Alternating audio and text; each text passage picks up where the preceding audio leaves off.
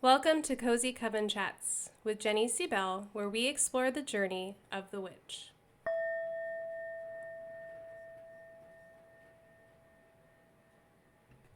Welcome, witches. In today's chat, I want to share my own journey through the witch's wheel. The witch's wheel of the year are the 8 Sabbats, and those are the 2 equinoxes, the 2 solstices, and then what we refer to as cross-quarter days. So you have 8 Sabbats in general.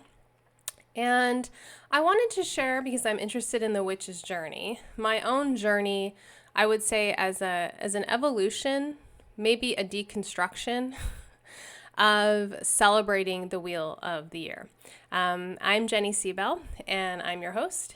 And if you'd like to pour yourself a cup of tea, I'm personally drinking a nice cup of jasmine, which is my second favorite tea. I really love Earl Grey, but I also really love jasmine. And that's why my favorite cartoon person of all time is Uncle Iroh from The Last Airbender, because I feel our love of tea unites us. And if he was a real person, he'd obviously be my best friend.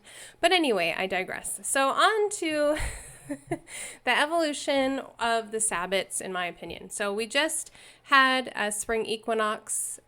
I'm recording this the day after the spring equinox. Some people refer to it as Ostara. Some people find that term offensive because it's connected. Give it a research. Give your own research to it. But I did read about its connection to some anti-Semitic literature, the word. So not necessarily the celebration, but the word. And it was used in this publication that was terrible. Terrible. And influenced some terrible things and some terrible people. So it's interesting. So anyway, there's a lot of controversy on some of these cross-quarter days, such as the Ostara controversy I just brought up. People just, really trying to hold on to traditions, and some people saying that they're fake traditions. I've seen people refer to Wicca and Wiccan folklore as fake lore. And I try to respect every witch on this show, so I'm not going to call it that. But there's just a lot of kind of murky history as to, how this wheel of the year, how these Sabbats kind of came to be.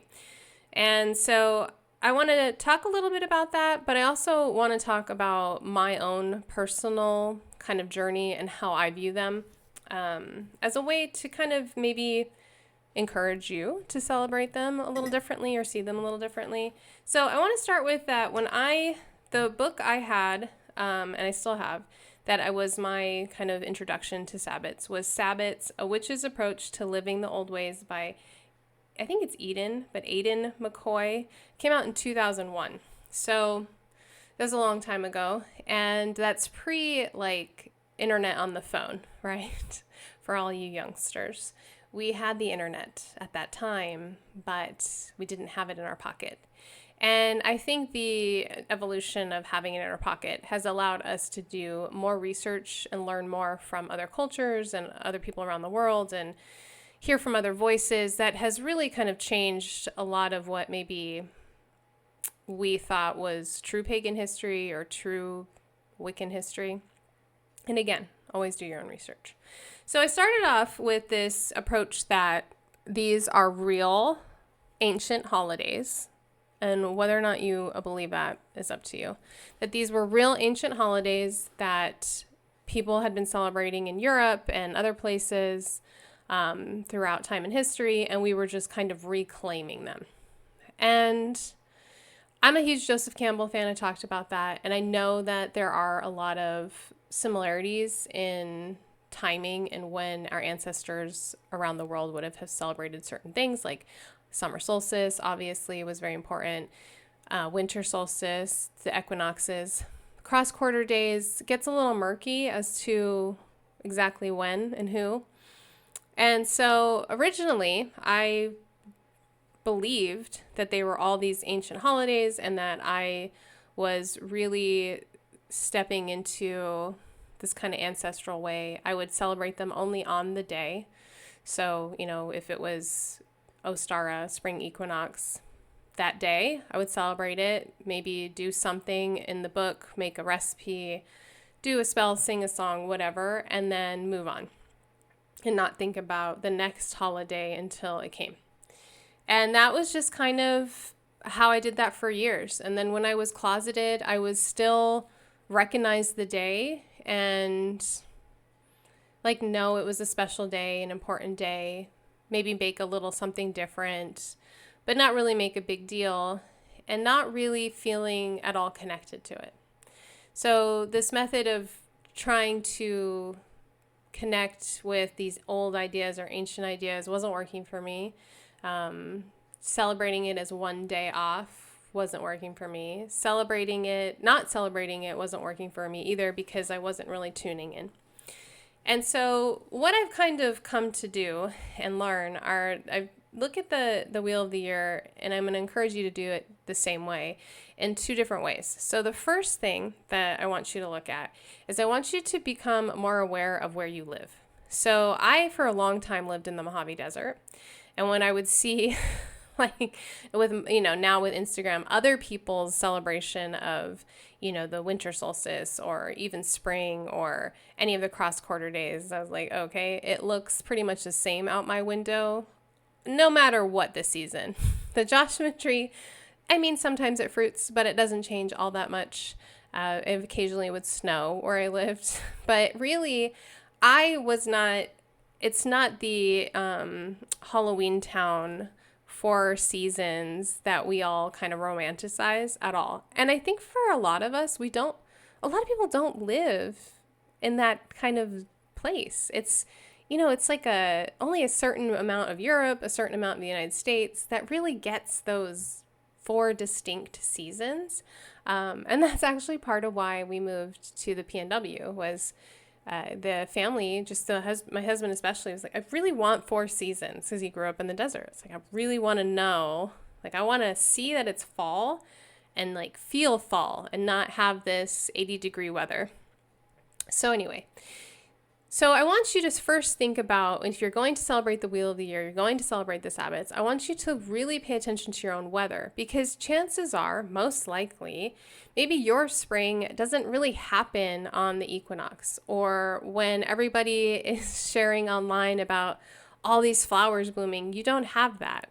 Or maybe you're still in deep snow. So I think for me, what helped me get better on this path or feel a deeper connection to this wheel of the year, because I do now, was really paying attention to my own surroundings, my own weather, the earth outside of my home, the earth beneath my feet, really attuning to the earth I live on was huge change. And it was eye-opening. And it's very similar to people that menstruate. When they really kind of sync up their menstruation with the moon cycle, you get a deeper understanding of the moon cycle because you have an inner moon cycle. It's the same idea, right? So instead of getting hung up on the history of these Sabbats and whether or not it's true and whether or not it's fake lore or true folklore and this and that, I just kind of let that go. And I started focusing on the actual changes I'm seeing. And as I've become a gardener, those changes I'm more perceptive to the changes. I can see them better. I think Mikey, my cat, my black cat, obviously, he just wanted to chime in. I think he agrees with me. So, right now it's spring and it's cold and raining. It just snowed earlier this week. And I'm not seeing bees. I do have a few flowers opening, but they're bulb plants for the most part, right? Daffodils and crocus. A few other little blossoms are happening here and there. My elderberry tree, which is native, just opened a few leaves. So spring is happening, but it's a slow start to spring here, whereas your spring might be different, right? So that's the one thing I want you to reflect on, think about as you kind of go through your own wheel of the year and the 8 Sabbats. The other thing that I've come to really enjoy and I think is different is I like to think about the wheel of the year. I like to think of it as a pie or a pizza pie with 8 slices. And in those slices is the vibration, the energy of each of the Sabbats.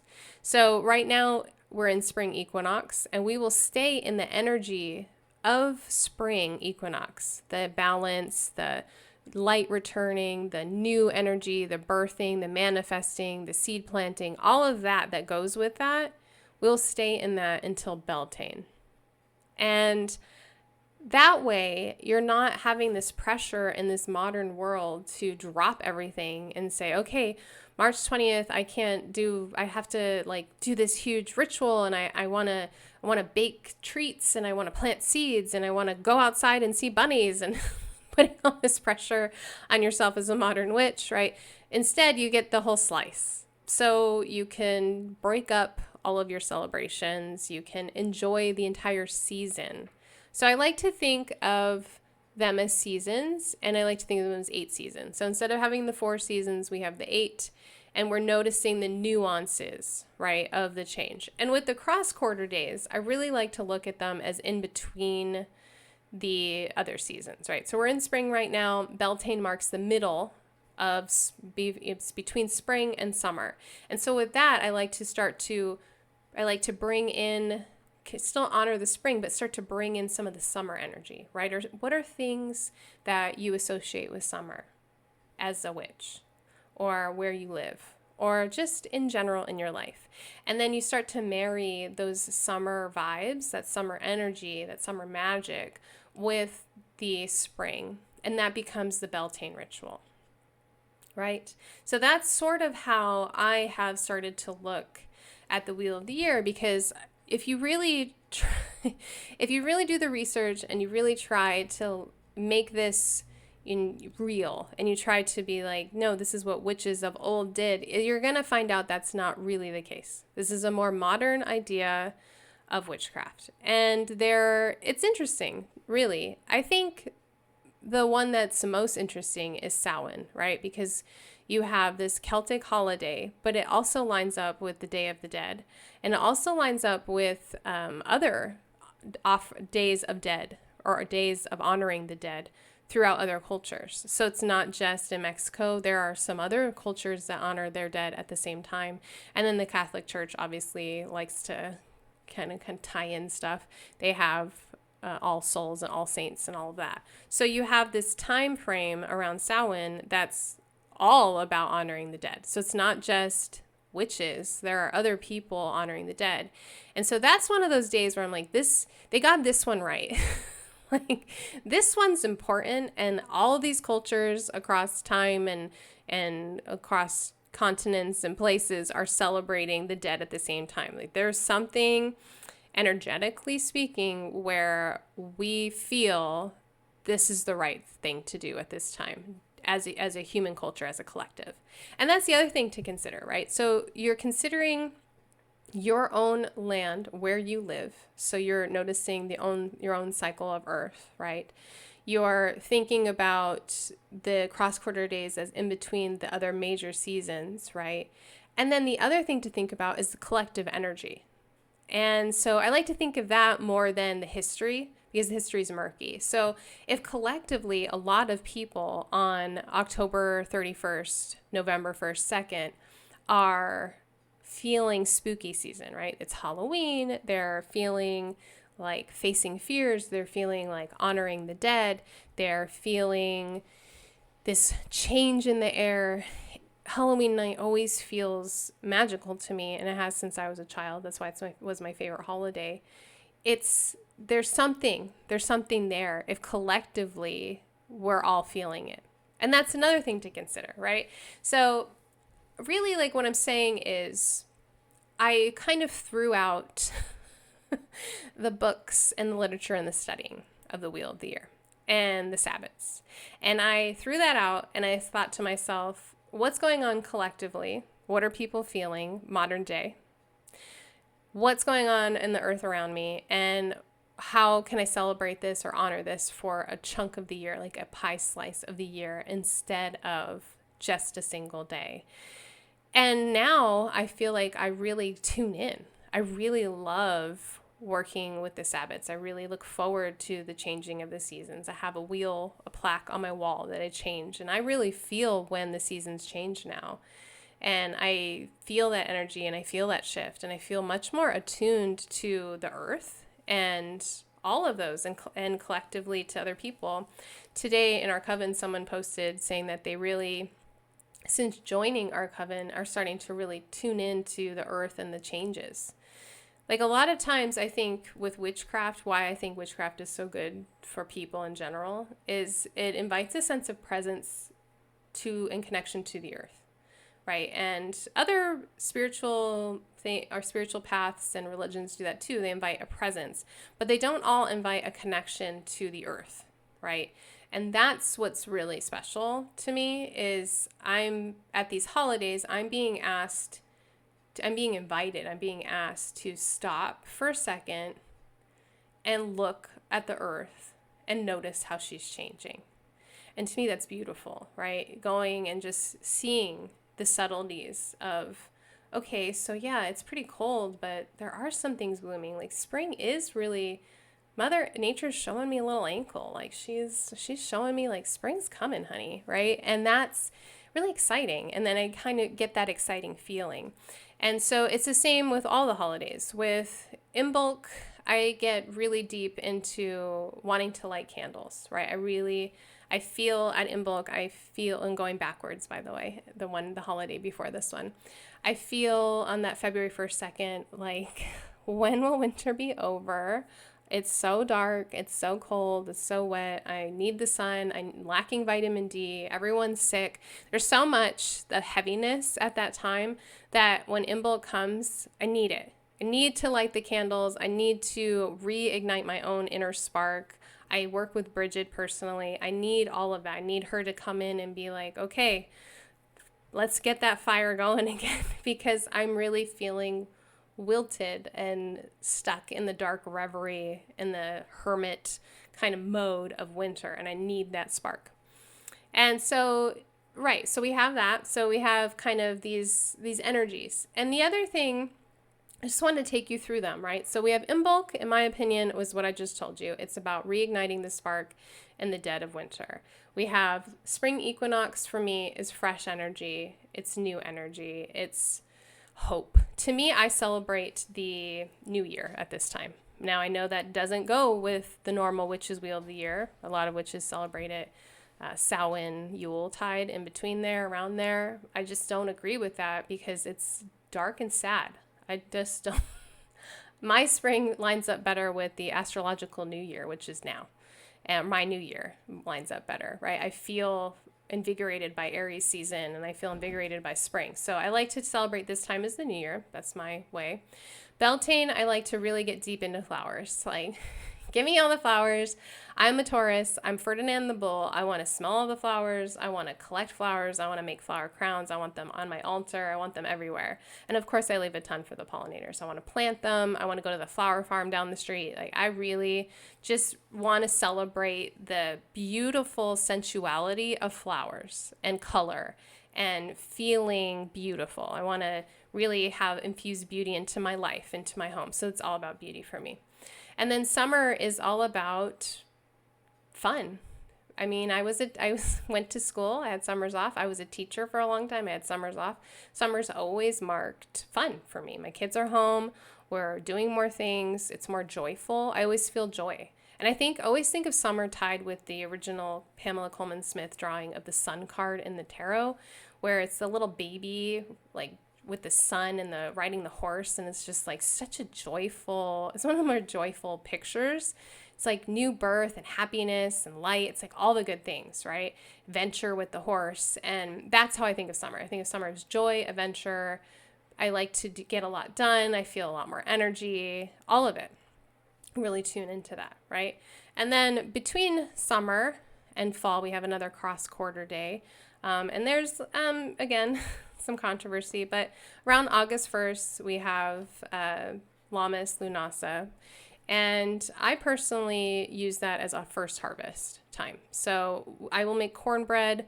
We often will have like a harvest meal of whatever I'm growing or we're foraging. This year we joined an awesome, I'm really excited, a farmer CSA. So we'll be getting baskets of seasonal food.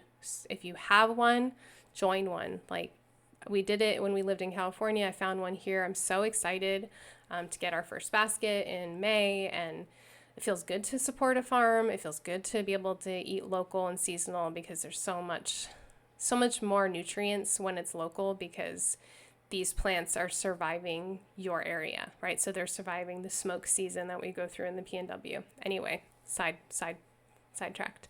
Back to the holidays. So with that holiday, I make cornbread and we feed the land. We each pick, there's 4 of us in the family. We pick a place and a north, south, east, west. One of us picks one of those directions. That was the word I was looking for. We pick a direction. We give our thanks to the land spirits, and we offer the cornbread.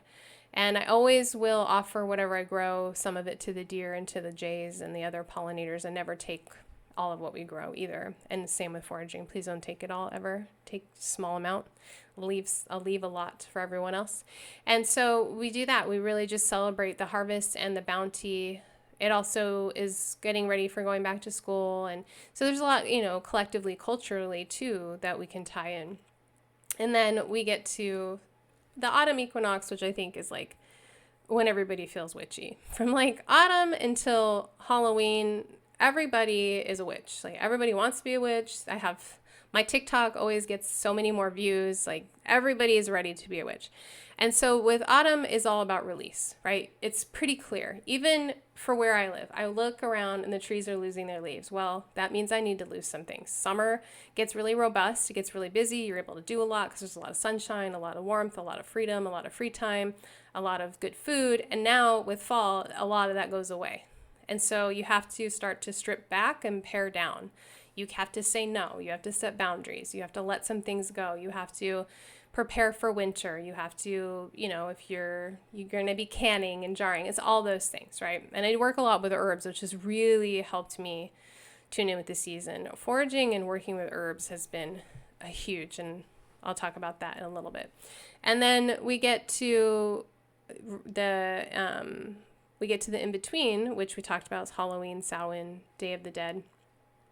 And it's so magical. It's so potent at that time. And that's the time to honor the dead, but also to honor the things that have died in your life, right? The past careers, the wins, the losses. I like to just honor all the death. And I also like to do shadow work because in the end, right, we're entering the shadow, entering the darkness, and that'll help make winter a little bit easier. We get to winter and it's so funny because it's like, okay, we want to rest and receive and relax. But if you live in a culture that celebrates Christmas and New Year's, you're not resting or relaxing at all. It's very busy. And so we want to try to balance that. So for winter, I like to think of it as cozy, resting, receiving, setting myself up for health. I'd like to do a lot of tinctures and a lot of preparations, elderberry syrup, things like that in the fall so that winter is healthy.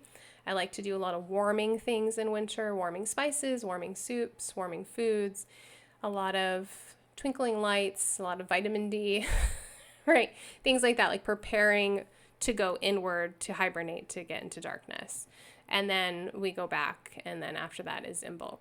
So that's kind of a quick overview of how I look at the wheel of the year. So I've kind of let go of a lot of the folklore, myth, history, all of that. The only one I really stick with is Imbolc. I really feel belongs to Bridget in my mind, my heart, and that's works for me. It may not work for you, so I definitely stick with that. And then with Halloween, Samhain, I like to honor the dead, and that's partly because I lived in Southern California for so long, and all my friends were Mexican, and my best friend is Mexican still. And to me, that's such a beautiful culture and time of year to celebrate and honor our loved ones. And so I always like to put up pictures or do a whole like ancestor altar and personal. That's what I like to do. And it feels good to me and it feels right to me, but it may not feel right to you. It may instead feel like I want to, treat it as in between fall and winter. So if we're looking at what's in between fall and winter, what's that energy? It's growing darkness. It's letting go even more. It's going within even more. It's shadow work. It's all of those things. So, so I wanted to make this episode a little bit more about my journey, go a little further than the previous episode, but specifically about the Wheel of the Year, because every year I see just these posts that are just not kind. They're kind of aggressive and baiting of other witches, trying to challenge, like, oh, you call it Ostara, well, you're a racist. And it's just so like intense.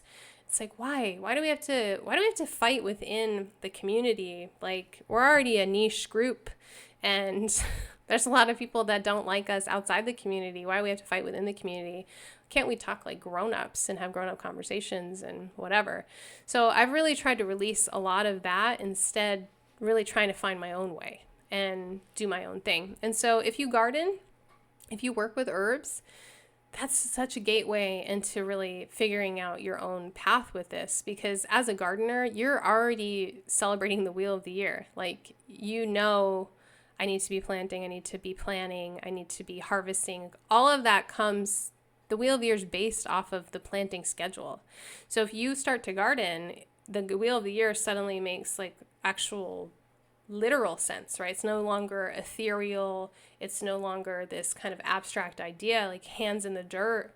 Oh, this makes sense. Like right now I'm literally planting seeds, and previous holiday I was planning the garden and I was pruning previous to that. It's like the whole cycle. So really getting into that.